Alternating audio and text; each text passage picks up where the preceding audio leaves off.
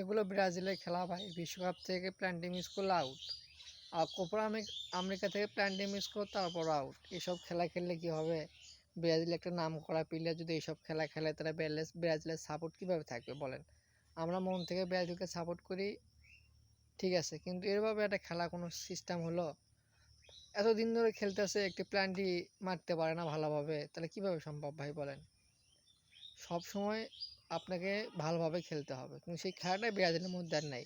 খালি আপনার দেখতেছি একদিন এক কোচ আসতেছে, ওদিন এক কোচ আসতেছে, কোচগুলোই ব্রাজিলের টিমে প্লেয়ারগুলো মন মানসিকতা ভেঙে দিচ্ছে।